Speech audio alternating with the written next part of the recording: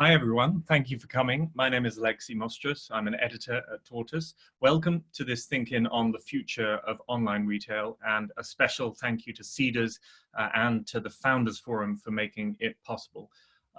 I realized how dependent I was on online shopping this week when I got sent a big data file by Amazon. We're preparing a series of stories on Amazon. As part of that process, I asked it for all my data.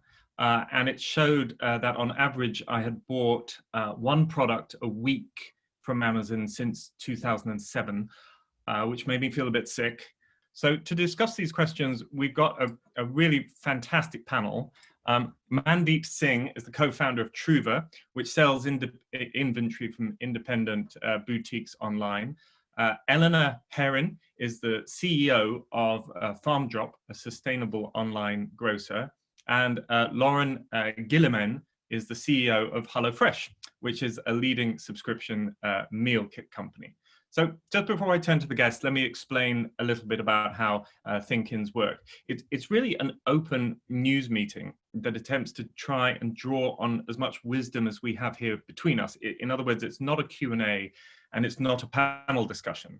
And even though our ThinkIns are now digital, we want to keep that spirit, which means that we want to hear from as many of you as possible. And there's only one rule, which is that there are no questions. So there are two ways that you can contribute. You can either, if you look at the bottom of your screens, you can write something in the chat box, which is, as you now know, being moderated by my colleague, Merapi. And I'll be scrolling through those comments and she'll be marshalling them. So please use the chat as much as possible to tell us about your experiences. And the other way is to press the participants button at the bottom of your screen. And you should see an option of raising a little blue digital hand. And that is a good way of saying, hello, I've got something to say. And I'll try and bring you into the conversation. So just to kick off, I'm going to encourage you to press that participant tab now and answer a fundamental question about online shopping. So can you raise your blue hand, please, if you think that there is going to be a game-changing shift in online retail after the pandemic? And keep your hand down if you think that actually people will go back to physical stores when they are open and any trends will continue, but that the pandemic won't have a game-changing effect. So game-changing effect, hands up, hands down if you don't think so. So looking down the list, wow, there's well, maybe about, what do you think, about 60% think that there's a game-changing shift. Okay, well, we'll try and come to some of you in a second. But first of all, can I turn to Mandeep? Now, Mandeep, your business is fascinating because it's online, but it's built around a collection of physical stores. So I guess you've seen the pandemic and COVID-19 from both sides. So can you just tell me, if you will, a little bit about how you think the pandemic has changed shopping habits from where you're sitting? Yeah, sure. And that's a really good description, because whilst we're an online marketplace, every single one of our sellers have a bricks and mortar store somewhere across the UK, across Europe. So in one sense, you might perceive the pandemic might have had a negative impact on Trouva, and actually it's been very positive, precisely because we've seen customers who want to buy beautiful, unique products from independent stores. They have to buy online, even if they've never done it before. So from a Trouva perspective, we've seen it's been very busy. We've worked very hard to allow independents to still carry on trading, even as they had to close their physical doors. So many of our independents, we ended up helping them move the inventory to their own homes. So they effectively pivoted into stay-at-home sellers during the pandemic. So it's been great from a Trouva perspective, but you're absolutely right. You know, it's the main source of income for our independents has obviously disappeared to zero.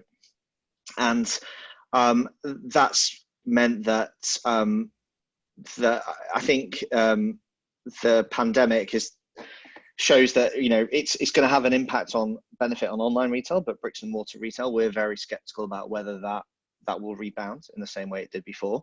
And just as an interesting anecdote, we have a lot of shops in Germany where independents have been allowed to, or non-food shops have been allowed to reopen. but footfall is down massively, and TBC how much of that is a short-term effect versus a long-term effect. But certainly, people are still very wary of going out and shopping in the way they used to do before the pandemic. And I'd be totally shocked if this shift to online at least isn't semi-permanent in some way, shape, or form. What do you think Trouva can do, and what do you think the independents can do themselves to assuage the fear that people might have, even after lockdown is lifted? Exactly as you said, there's going to be a psychological barrier to re-entering a physical shop. Is there anything interesting that you think that can be done to ameliorate that? Well, I think there's two interesting aspects from our perspective. One, this is exactly why we founded the business, because we think independents are amazing curators and have beautiful products that you can't find in the big chains or on Amazon, and that's still super important, particularly in a world of online retail where actually finding a product you really love and discovering something unique and new is very difficult. So we don't think the retail apocalypse is going to be equally distributed. And a lot of the large chains who maybe just sell the same old stuff you can find on Amazon and are being outcompeted for price and convenience, we think they're much more difficultly positioned, because there's no compelling reason to shop at those guys over the e-commerce giants. The other important aspect is I do think that that we've seen a trend towards localism that's become really front and center, not just in retail, but also in things like restaurants. And people have, if they've been in lockdown, have wanted to support their local businesses. And I think that's a great opportunity for independents. But fundamentally, we started the business because of that shift to online, and to enable independents to not just rely on their bricks and mortar presence. And I think that's got to be the fundamental change here. Virtually no retailer, independent or otherwise, can just rely on their bricks and mortar presence.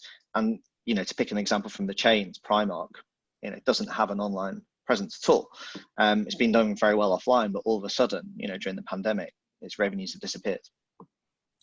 That's really interesting. And just tell me, in terms of Trouva's own model, you're like Amazon in the sense that you promise very, very fast delivery. I think you've even got same day delivery on some items, but all the fulfillment takes place in the independent shop. So is that kind of a software play, that you put the fulfillment software in the shops?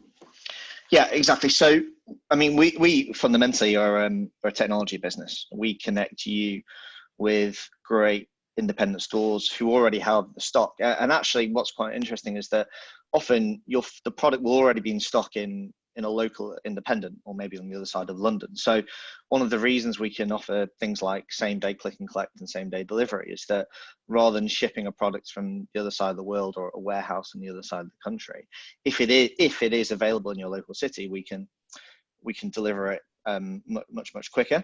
And that's really important for us, but we don't actually have to do the fulfillment ourselves. So we have our technology platform which handles everything from inventory management through to logistics. And then when you place an order on Trouva, we go through the carriers, choose the best logistics option in real time, and send, for example, a UPS courier into the store to pick up the item and take it directly from store to you.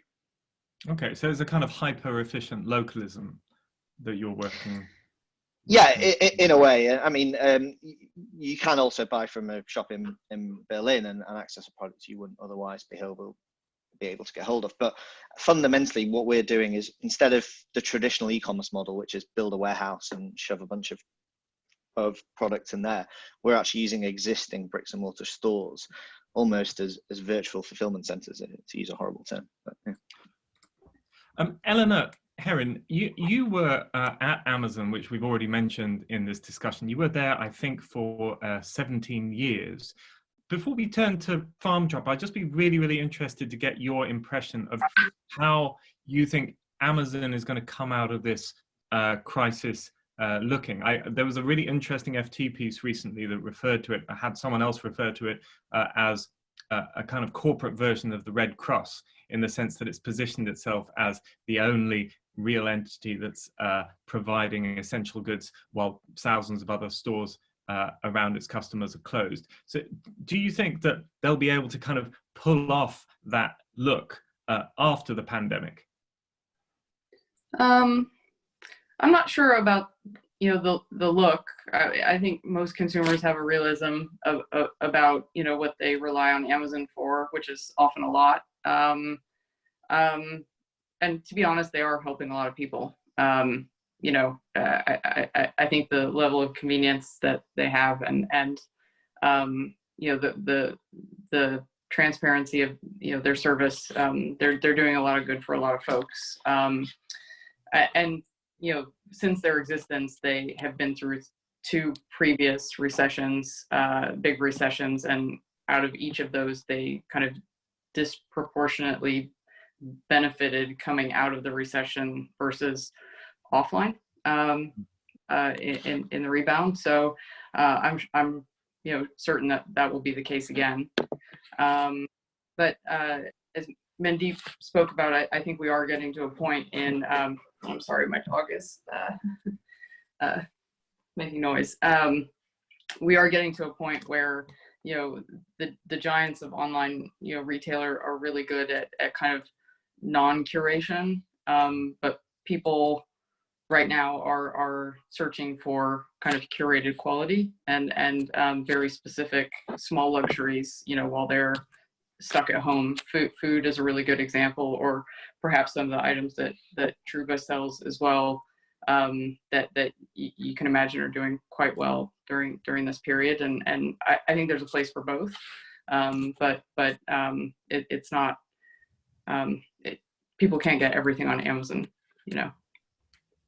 And what I understand about the acquisition of small luxuries during financial crisis is that's a phenomenon called the lipstick effect, where essentially you forego big purchases, but you still allow yourselves treats. So does Farm Drop, the sustainable grocer that you now head up, do you think it's benefiting from that phenomenon?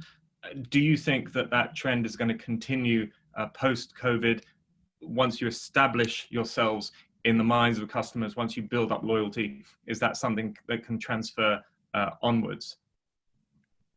Yeah, I think so. I mean, I think there's some pieces of it that will bounce back and others that won't. I think, you know, right now the best little luxury that people can have is that, you know, they eat 3 times a day, and each of those are probably the biggest event in your day, other than endless conference calls and things like that.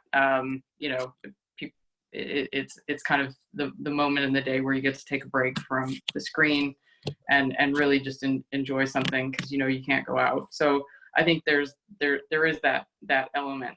I think people are probably learning to cook in a way that may not bounce back to their normal habits of going out all the time, because some people would go out to eat for convenience, not just as a social event.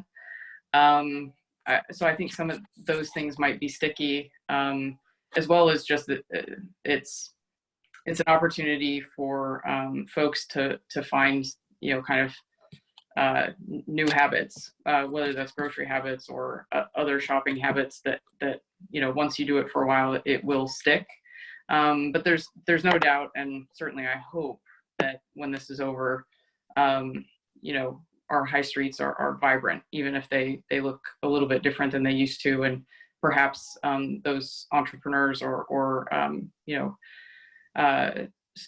you know, store owners have embraced a bit of the online spirit into how they approach things, because it diversifies and de-risks their business, and also because you know, it's an opportunity for them to sell a bit more.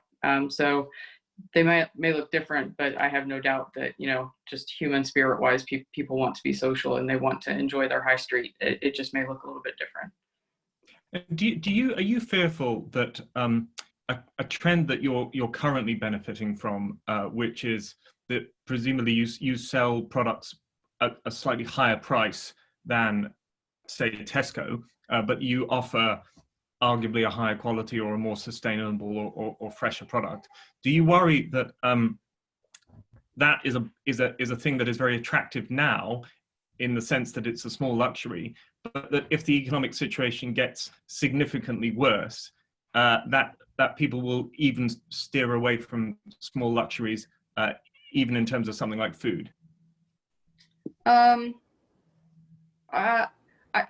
think it's not a black and white answer. I think that may be true for some people and not for others. You know, many people are still in their same jobs. Many, more than ever, I think issues of sustainability are kind of smacking us in the face. You know, the security of a shorter supply chain is one of those things that's very obvious, or becoming more obvious now. And you know, people are aware of this, or becoming aware. But yes, I can understand that that may not be true of all people. You know, everyone's finding themselves in different circumstances right now. You know, we don't believe that our service in particular, you know, we try to price match anything that has a barcode with Ocado and other supermarkets, but you know, our meat is different, and you can't produce the kind of meat we have that's cheap.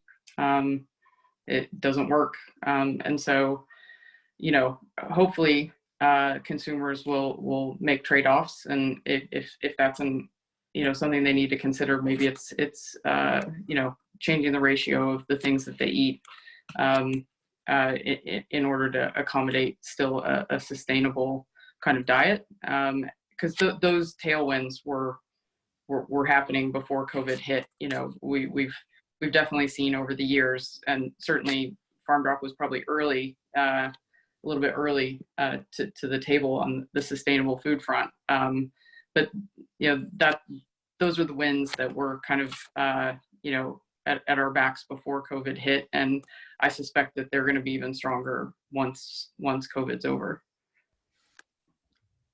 Can I bring in, just before I turn to Lauren, can I bring in Mark Selby, please? Because I think Mark is making a really interesting point about the social value of delivery services.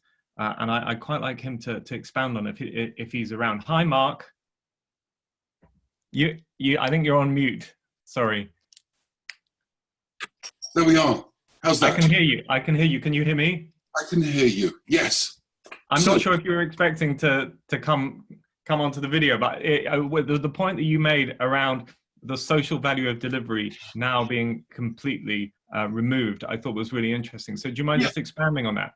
Yeah, sure. So if you look at delivery of newspapers, if you look at milk, if you look at the post, what's interesting is that every paper boy and paper girl was told if they were delivering a newspaper to a house and yesterday's paper was in there, they were to report it back to the newsagent, who would normally get onto local police. Milkman, milkwoman delivering milk would see whether milk had been taken in and would invariably report that through similar channels.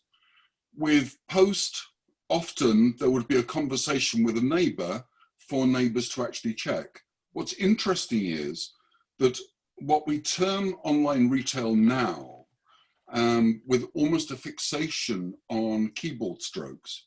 This has been around since 1912, when there were 500,000 phone subscribers, and many people would just phone the local baker, butcher, whoever, and get a delivery.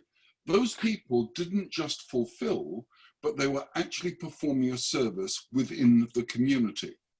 And it feels as if an extraordinary opportunity is being missed by this not being incorporated in delivery services. One challenge is that for all of the fulfillment companies like DPD and others, they need their drivers to be making 150 drop-offs a day on average. That means that the time that they're doing it, whether they're independent or otherwise, is very limited. And actually, focusing on the economics rather than potential social value seems like a terrible lost opportunity. Do you think that consumers, I mean, would you yourself pay more to have a product delivered to you or a service delivered to you with a little bit extra of in the sense that you're talking about? Absolutely. And I think that anyone that has, particularly during this pandemic, anyone that has vulnerable parents living elsewhere, where you want to keep checks on them. Sainsbury's tried to do this, but I really don't know what happened with it. The ability to actually deliver and report back on just the condition of someone, whether it's a photograph. Clearly we have a whole load of privacy concerns, but there are simple things that can be done where someone can just make an assessment of whether someone seems in good shape or seems to be having a problem. And the focus on the pure fulfillment and the delivery component of the process is understandable from an economic perspective, but this lack of understanding of cost versus value seems to be an extraordinary opportunity missed. I would certainly pay a premium for that kind of service to be made available. And if a brand was actually offering it, I think it would become a far more relevant brand within a community. And I have to say, I feel very guilty having, I think our record at the moment is 7 separate deliveries in one day. And I'm shocked by that. But I think many other people online on this call will be facing the similar question of guilt. I think that's absolutely fascinating. And actually, I know that having looked at the guest list on this call, that there are sustainability heads on this call of pretty big companies. And it's really interesting that so much focus has been placed on sustainability and CSR issues at the core of the company, but not much focus has been put on the interactions, the delivery interactions between a service-based company and its consumers. Lauren, can I turn to you? Just picking up on Mark's point, do you think that there is something lost in online retail in terms of community? Do you think that economics and convenience has been put too much on the top of the pile?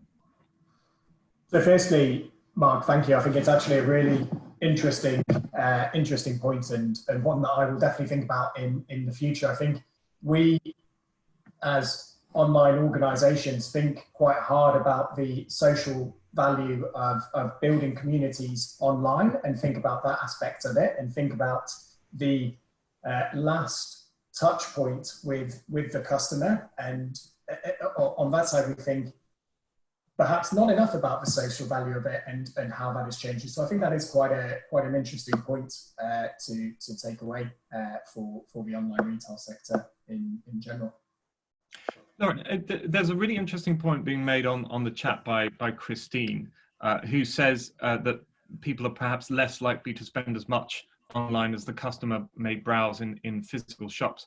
I actually agree with Merope that for me anyway, it's completely the opposite, and I'm much more likely to spend money online when there's no friction, to use an Amazonian word, between me and the purchase. Have you used to work for a consulting company? Did you find in your research on retail that people were more willing, had less restraint online than they do off it? I think when you look at the average basket values of online versus not online, if you have some of the processes that companies like Amazon try and push, like frictionless purchasing, where you really all your details are there, it's surprisingly easy to actually buy online with Amazon. I think that can lead sometimes to bigger baskets which are online.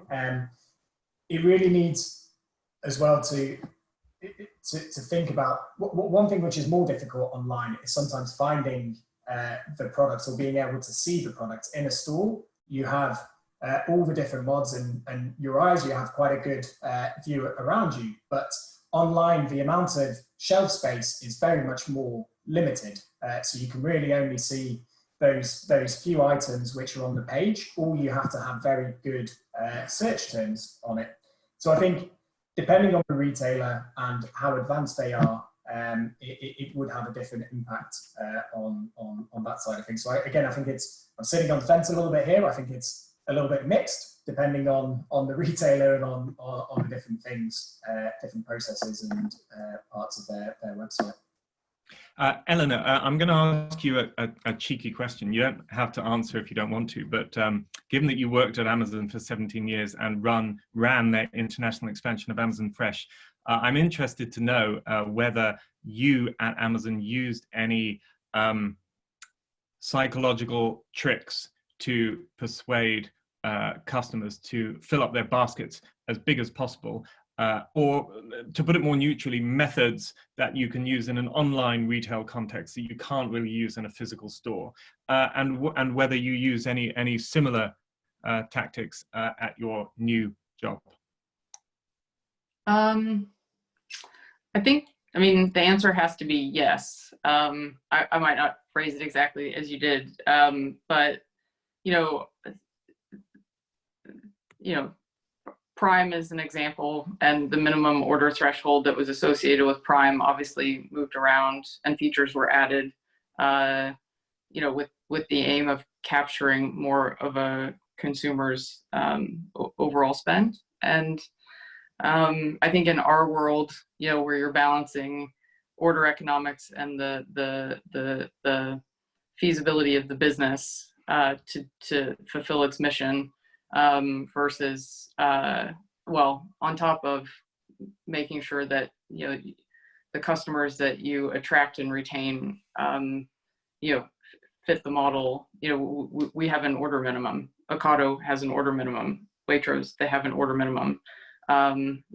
It's very difficult to have a feasible online grocery order with the fulfillment costs associated with it if you don't. So I think there are mechanisms like that, but then hopefully it becomes more feature-based, things that are really, beneficial to the customer's experience. Things like how do you make a weekly or frequent shop convenient for someone, and as you say, remove the friction.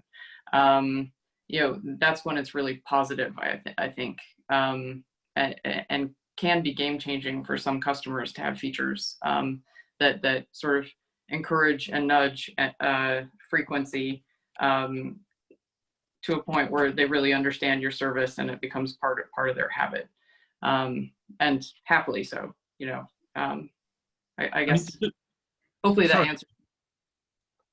No, just going back to Mark's point, because I think that he kind of put a flag in one of the key issues that is going to be discussed within this space. Do you think that a company like the grocer, like Farm Drop, that its success is partly due to a personal connection with the customer, a kind of localized connection with the customer that even a big retailer, e-retailer like Amazon can't offer? And do you think that this sense of kind of personal connection, this sense of almost community, is something that is going to become very, very important on online retail going forward? I think it depends on the service. I think it can. I think for us it does. I mean, our touch points with customers are, very personal. Until COVID hit, our delivery associates actually, dropped off and unpacked groceries on folks' counters, because we try to not use bags or any additional packaging that's unnecessary. And through that, they developed quite a relationship, and also it's been great for us because the feedback from customers on the trust that they have with our drivers is fantastic. And often they have the same driver or a couple of them with every order. And also those, like our delivery associates, they bring back knowledge and feedback into the company, so we can serve our customers better and build that relationship. So I think for us, yes. I mean, our drivers, DPD or Amazon, depending on which Amazon service you're talking about, but we don't have a situation where our drivers are dropping off more than 100 orders in a day, the vans aren't big enough, obviously, and a grocery order takes a bit longer to unpack, etc. So that there is kind of time in our service to have a more localized and close-knit relationship. Also, what we sell, not every single piece of produce we have comes from the UK, but like the relationship that we have specifically with meat and a lot of local fruit and veg producers, I mean, that comes through in the product offer as well as the experience that people have with their the receipt of their delivery and the experience they have with our customer happiness team. I'd really like to talk to everyone a bit more about localism, because I think that's a really big trend that is emerging for all sorts of reasons. But first, is Richard Walmsley around? Can we speak to him on video? He makes the reason why I wanted to speak to him is because he made quite an interesting point that he thinks independent shopping habits will stick where they are, but that we, and I imagine that he means the UK here, are failing on competition and on tax regulation. And maybe I can turn back to Mandeep and ask, do you think that independent stores are struggling partly because they are not operating on a level playing field, that successive governments have always been a step behind these big retailers and have not worked out how to not only tax them properly, but how to minimize business rates for physical stores?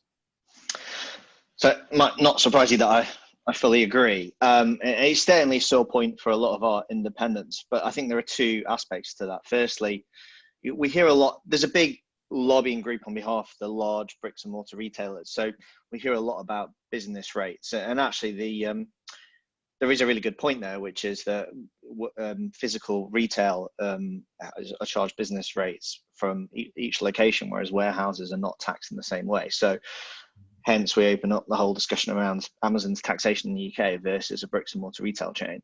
But a second thing, which I think our independents find particularly frustrating, and something we try and advocate on their behalf, is that independent retail is actually a huge sector, but of course it's very fragmented. So they don't really have the same voice, and I don't really blame the British public for not being too sympathetic to Tesco whining about not having to pay business rates. But when you're talking about a long tail of independents who can't also, lobby, for example, on behalf of, don't have a lot of power with their landlords, are punished by business rates, and definitely not an even playing field with online only retailers, then it's a huge bone of contention. But I think probably the fundamental question coming from the for government to answer is, like, what do we really want our high streets to look like? What do we believe, right, that bricks and mortar retail has an important community aspect and our high streets are important to our towns and cities? And if so, the government should be rather than 4 steps behind and extremely bureaucratic about it, being actively involved. Trouva obviously works across Europe. Is there a country in Europe that is doing it right in terms of how its regulation fits in with independent stores?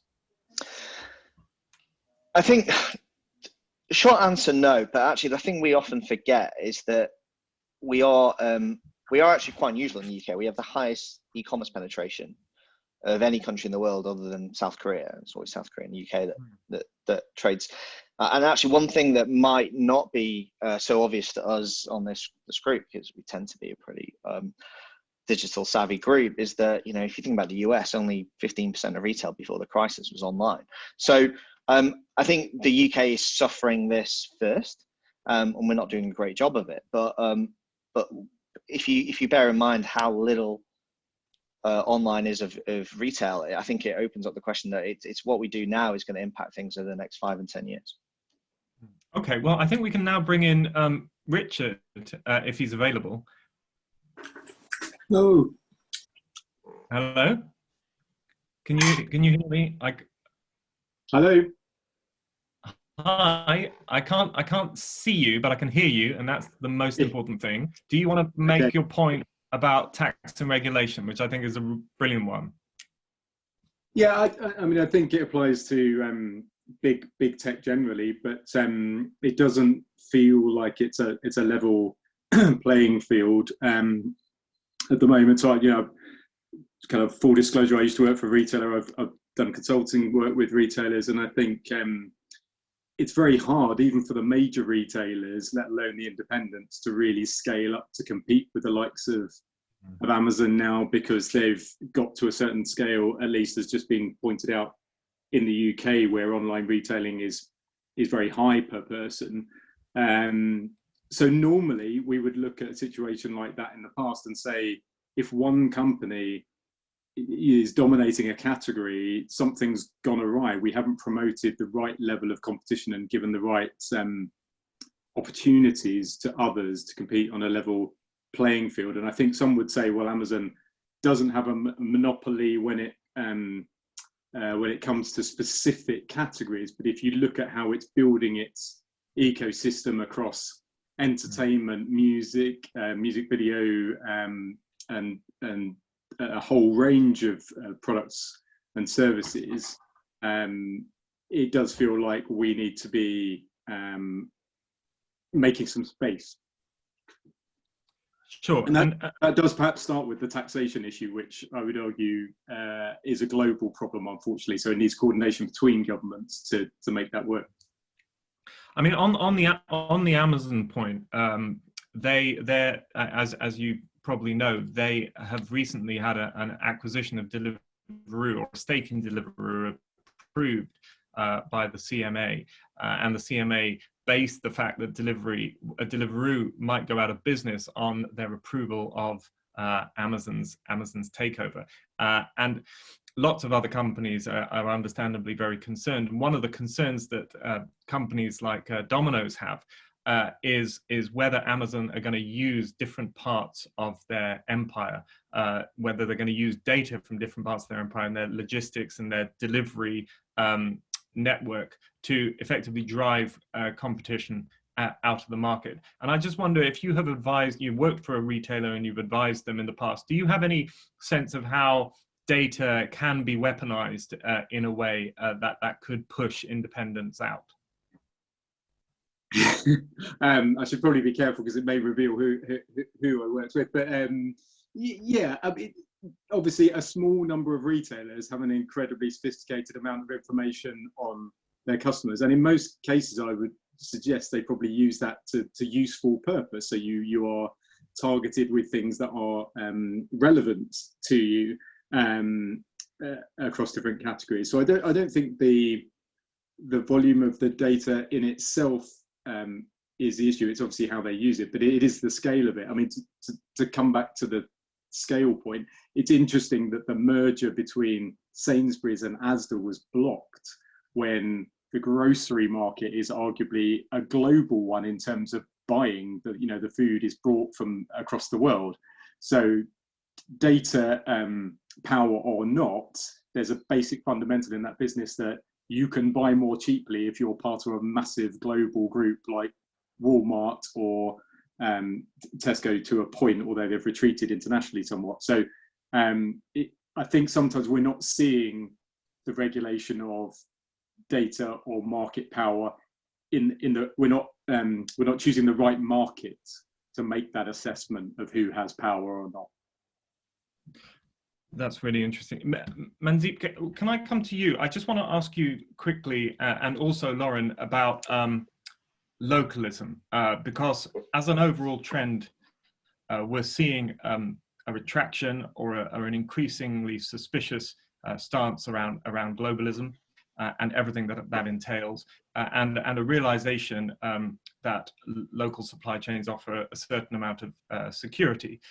And I'm really interested in how you think that will impact on online retail, and whether you think that that is an impact that will last beyond the pandemic. Well, from a non-food perspective, I think someone that made the point earlier that at the moment this trend towards localism is a digital one, and will that translate into more footfall for local retailers after the after the pandemic, and of course, no one knows. My strong suspicion is that will be the case, but it could even be outweighed by the overall move to online. So some of the things though that are really important, what does localism really mean, right? It does mean supporting local independence, but I don't think people do it just for altruism. So they have to feel they're getting a better experience. Some of the things that we talked about on the chat, a connection with your local community, a better customer experience, discovery, all those things are very important. And so I think localism in the trend just because of altruism, and I don't think that is sustainable unless people are getting something better by going local. Oh, okay. Sorry. The saying my internet connection is a little bit unstable, so I'm going to make sure that Merope can jump in if it does go crazy again. But in the meantime, is Nick Dunleavy around? Is he available to come on to the chat? And again, the reason why I wanted to ask him a question is because he made the really good point that some people, quite a lot of people, go into physical stores, look around, browse, maybe take some pictures, and then buy the goods and services more cheaply online. Lauren, is that a trend that you saw either in your current role or your previous role at Boston? I mean, it's definitely something which happens. It happens, I think, slightly less. I think it really depends on the product category. I think it happens slightly less within food in terms of people looking at it in store and then purchasing it online. In food, people have much more of a connection and like to see fresh produce. So people are quite attached to that when you do surveys of why people are more willing to shop in store versus online. I think freshness of produce and quality of produce is something which is very important. It is changing over time as people trust and believe in the quality of produce that you can get through online food delivery. But I would definitely say in certain categories outside of food, I mean, that is something which happens, whether it's clothing, whether it's trainers, whether it's different things. And a lot of store retailers have had to put in these policies to price match to online players who sometimes have more cost advantaged models and where the customer can find it on there. And I think then it really becomes stores need to create that experience in store to attract people and make sure that they can make that final purchase for some of those more challenging product categories.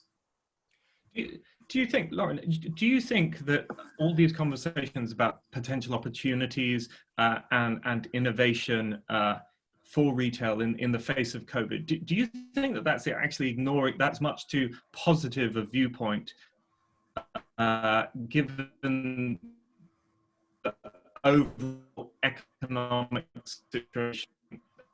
I'm really wary focusing on innovation when we might be entering such a massive, and I wonder whether you thought that actually first and foremost what online retailers have to do is how to survive, how to pay their supply possibilities after that.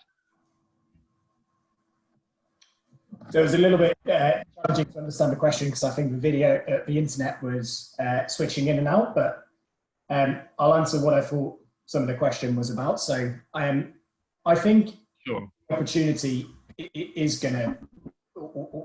still going to be there post coronavirus. So you are going to have, I mean, taking for example the food market, overnight about 40% of different channels of distribution of food in the UK pretty much shut down overnight. So that's restaurants, it's your lunch on the go channels, and also some catering channels and all of this as well. And I think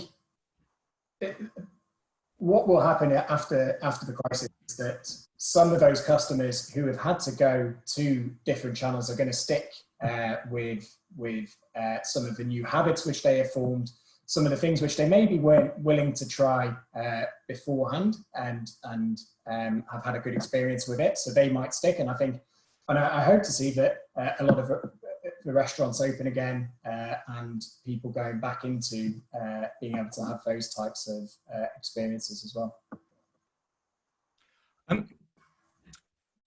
Mandeep, could I just ask you, please, about innovation? Because I think the head of Waitrose, or the head of Waitrose's digital department, said last week that if there was one silver lining on the COVID cloud, it was that especially smaller businesses, smaller retailers would innovate, and that if he was in that situation, he would invest as much as he could into R&D. Can you tell me whether you agree with that, and if so, what Trouva are doing in that respect? So fundamentally, as a startup founder, I totally agree that crises are huge opportunities, and huge opportunity for disruption, and incumbents like the big retail chains are almost always poorly positioned to innovate when the world is falling apart around them. But it's interesting to hear it coming from the Waitrose, because it's certainly something that's super important for us at Trouva. For example, we had to very quickly develop new ways of doing fulfillment, like fulfilling from store owners' homes if they weren't able to get to their store during the crisis. So certainly true for technology startups. Whether retailers themselves will be the source of innovation, I'm pretty skeptical on. Obviously for independents, it's very hard to do. For the large chains, they don't tend to see those opportunities and tend to be fighting fires on their existing business. So I suspect that actually we'll probably see as a new set of technology innovation around the crisis, and that will be the source of things that we can't even envisage what they're going to be, but we'll hopefully all be using in 5 or 10 years' time. I want to ask some of the other panelists what some of those innovations might be, but first of all, can I turn to Dom Tyler, please, because he's had his hand up for ages, and I want to hear what he has to say. Hi, Dom. Hi. Yeah, I wanted to go back. You sort of alluded to it earlier about sort of the Amazon problem. I think we're talking about obviously avoidance of tax. Avoidance. And obviously that is an issue. But I think the fact that they're able to cross-subsidize so effectively from AWS means that you're never going to be able to compete with them on even a level playing field, because they have that inbuilt advantage. So I guess I'm interested to hear from the panelists, and at least some who worked at Amazon. Is that something where Amazon needs to be broken up? Is it possible even to to tax their sort of business structure where they can so effectively integrate different services to provide to the consumer, but also integrate financially? Well, Eleanor, I don't think I would have dared to ask you this question myself, but do you agree with Dom that there's an argument for breaking up Amazon up? I mean, I'm not sure I want to answer it exactly. I think, someone earlier mentioned that, in many specific areas, they're actually, they represent a pretty small piece of their market segment, and the benefits that they can bring, especially with their marketplace to small sellers, they've unlocked a lot of potential for their own competitors. So I guess I'd leave it with that. I guess they do pose a challenge to competition in some way,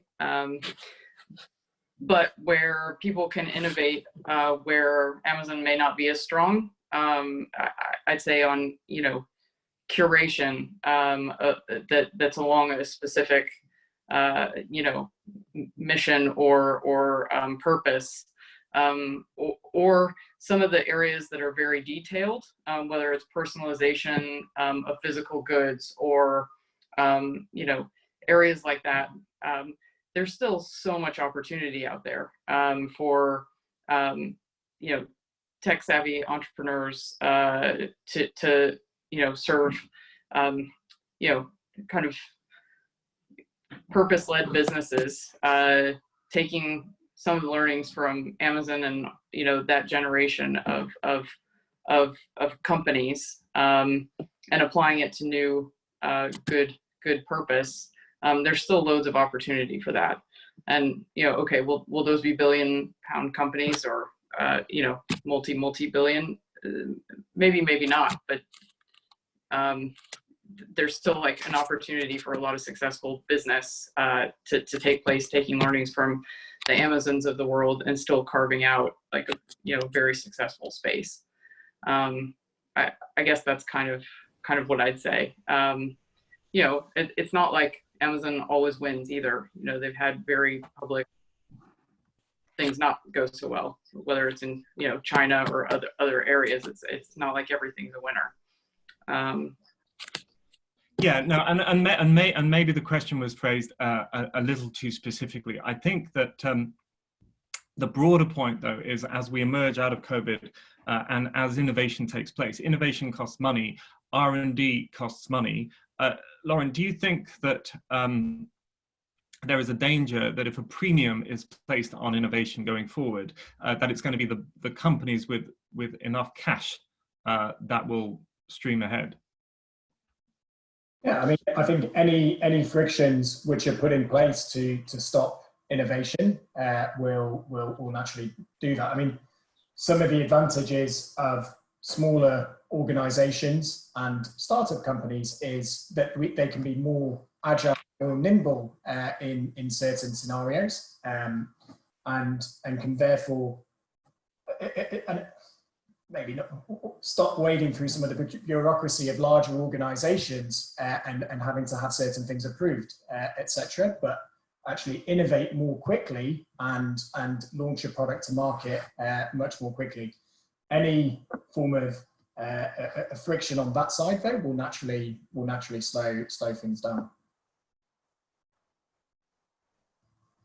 Okay, fantastic. Well, I just want to, before we wrap up the chat, I just want to bring in two more people very quickly who have had their hands up for a while. David Zell, are you on the line? Yes, I am. Sorry, I'm on my phone actually, so it's a little bit more awkward.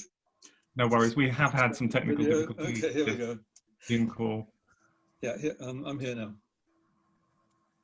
Hi, David. So what do you want to say about the future of online retail? What's your take? Well, the future of online retail, I'm interested in one particular aspect, which is whether we've reached a tipping point as the fulfillment centers for certain large online retailers are moving more and more into the inner city and causing issues around noise pollution, air pollution, traffic pollution, by virtue of wanting to be able to satisfy the customer within an hour. So it's all about convenience and health.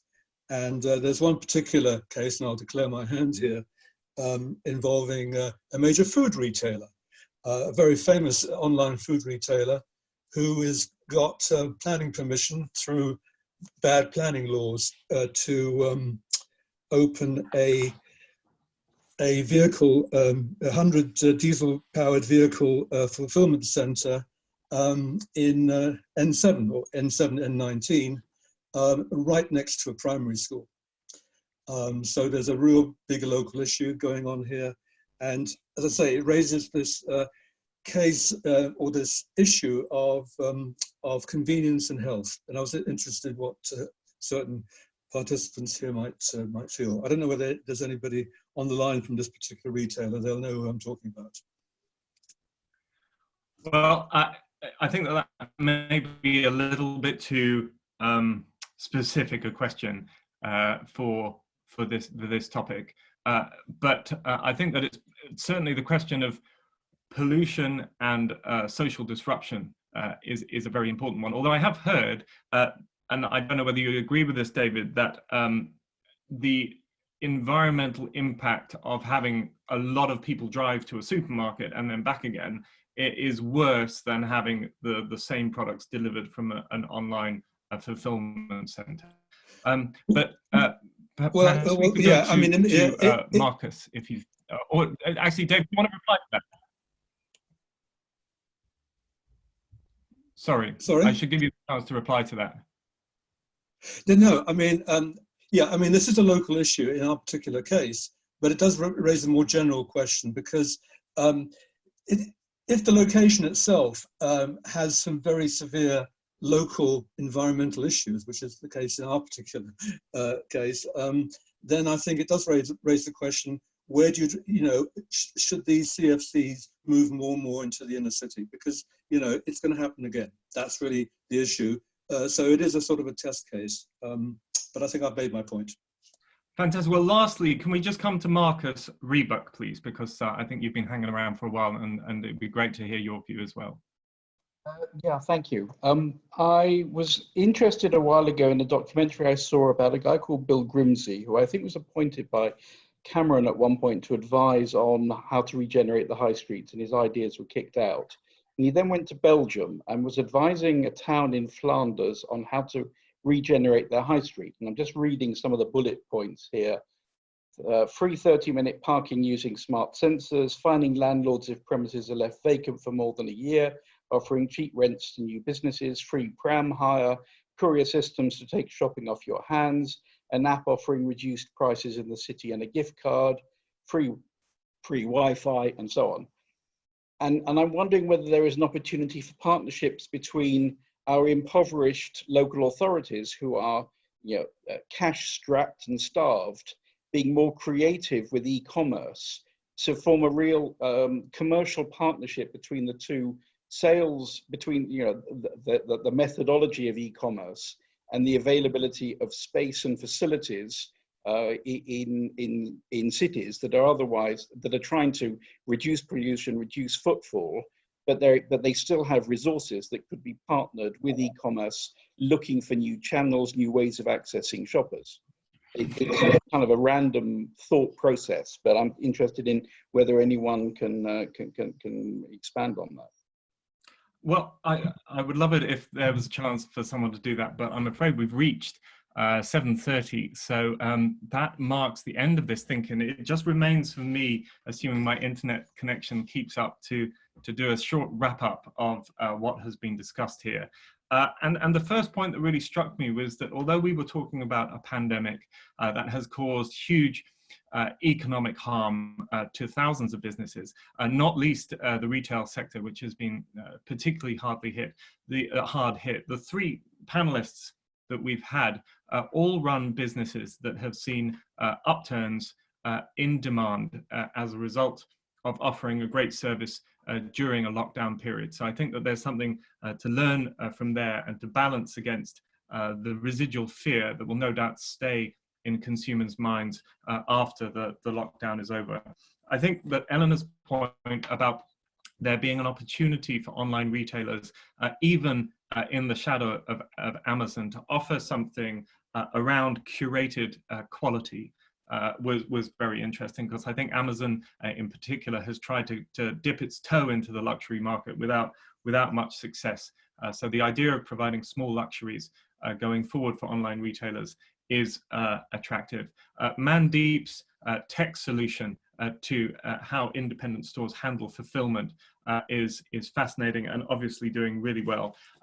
Mark's comment, I thought, was one of the most interesting of the evening, when he said that for all the drive forwards in efficiency that we've seen in online retail, are we missing something about the connection that the community had to retailers, and how do we retain that connection while taking advantage of all the technological breakthroughs that online retailers offer? There are clearly some keywords going forward for online retail that aren't going to go away. Sustainability, localism, the security of localized supply chains is something that can only become more prevalent within the industry.